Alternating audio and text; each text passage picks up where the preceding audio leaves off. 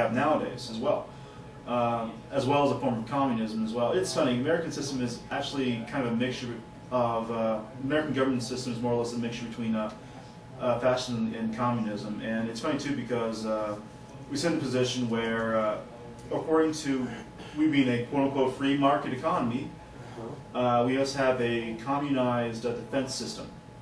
Okay. That's exactly what it is. It's kind of the same in two ways here. If we were truly a free market economy, a truly free market, we wouldn't even have a government, more or less. What we would consider government would be, this is your security agency, this is my security agency, and if we have some kind of problem, we'd go between, we'd have our go-betweens in those areas come there and talk about stuff and have to sit here and figure out ourselves. Because the free market security system would have to basically look for would assume customership. It would actually have to attract customers to them, right? They're less likely to do something like go to war with each other. Okay. This isn't to say it necessarily wouldn't happen. It's just simply that it wouldn't be, since war is not cost effective on the free market, it's less likely to happen.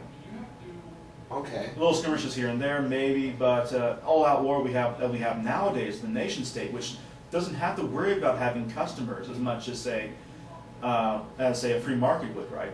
Right. You can argue moving one place to another, to one country to another, one state to another is a form of customership, movementship. But the fact of the matter remains also that there's no place on the earth that isn't governed by some kind of government now anyway. So you don't even have the option of starting your own, more or less, right? Or choosing not to have any at all. Okay. And I think I've gone a little further with the question asked. What was the question again?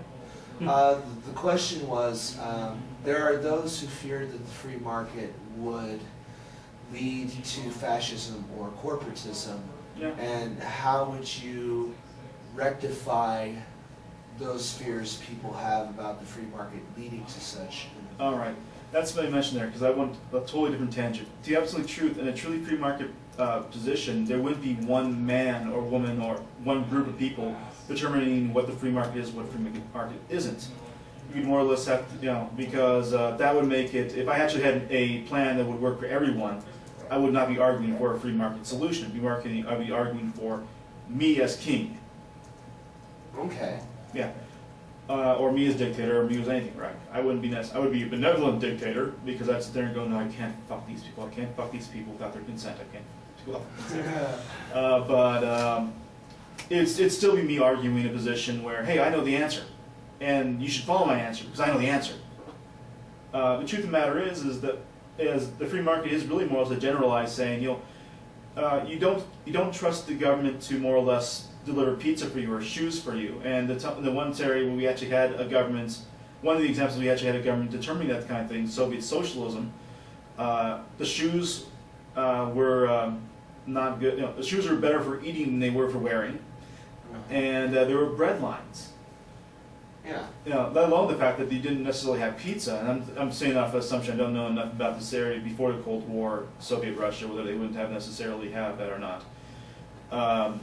I am assuming at this point that in that particular case, but and it's not even to say that a free market government system, security systems won't even leave you in a position where you are in a position where you have a much stricter area. What it is going to say is that you have more or less the choice to A, have that particular thing you want or not, B, not have it at all, Okay. or C, start up your own. And if you really want something that's much stricter, like Adam is fairly strict in his viewpoints on these things, at least it's from my position anyways, Adam could have a place where he has a very strict relationship with the security system, and if they were screw him over in the way he doesn't like it, he can move to company B and do the same thing. It would be, and they want to, because they can't assume customership with you, right? They can't assume taxes, they can't do this kind of stuff, and so he'd be effectively making more money now than he would otherwise, even in a stricter system, because they'd still have to attract you to that system.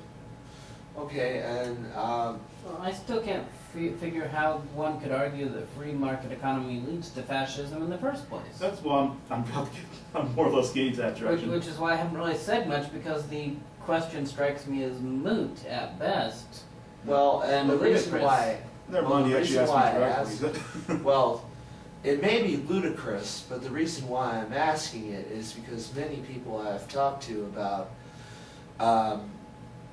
going to an entirely free market-based system are psychologically either A, conditioned to believe that it is bad, or B, they Don't have enough information. I believe a mostly free market system is the best way. Yeah, In all things, moderation. Yeah, Adam has his positions on these things. That's why I say from my position, to be absolutely honest here, from your position, Chris is much stronger of status than either. And I'm only, In all things, moderation is the reason that I don't believe that a purely free market economy is the way to go. A mostly free market economy, yes. yeah. Oh, before we get into that any further, I just remembered when I talked to Chris earlier, the guys in the room here, I did promise to mention this. His position on the Massachusetts race, of course, he's happy about it. He being the little Republican state slut he is, but he also went on the quote Lord Action though.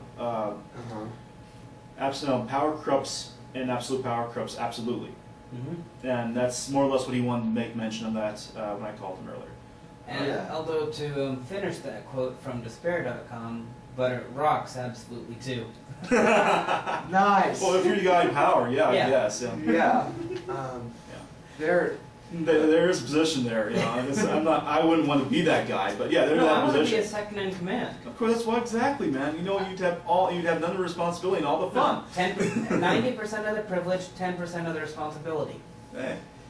Why the hell would I want to be the #1 guy with 100% of responsibility?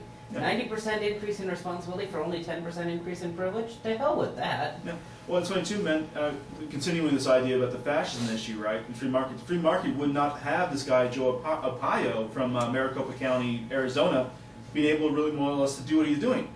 He'd have to attract, you'd have to attract... He's incredibly popular. In his area, the free market economy would enforce his actions. Well, that's the funny about, no, it wouldn't necessarily, because we have this position where, most Americans know the name of Maricopa County, Arizona Sheriff Joe Arpaio, the publicity-loving, self-proclaimed toughest sheriff in America. I'm actually reading from the Reason.com article here right now.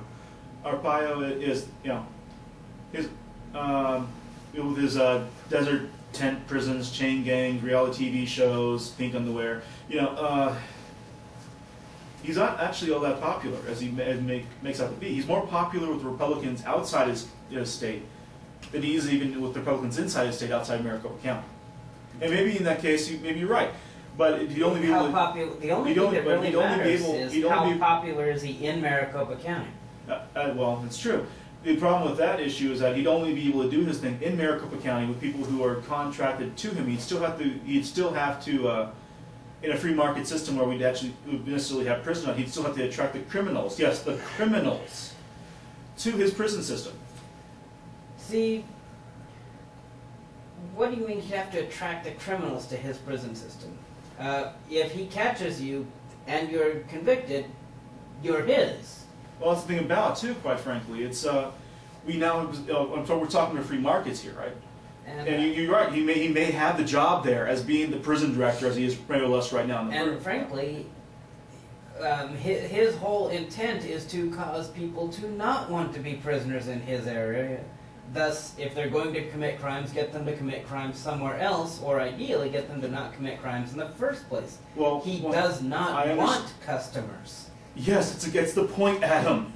He doesn't have to worry about wanting customers because right now he has the market share. This is, in a free market system, if we were to have prisons, the prisons would be... in a free market system, where would be the incentive, if prisons were going to entirely be prisons. privatized and entirely free market, where would be the incentive to deter people from going to prison? Where would be the incentive to deter people from committing crimes? Where would be the punishment? Because if you're wanting to get people to come to your area, you're not going to want to rehabilitate them because you get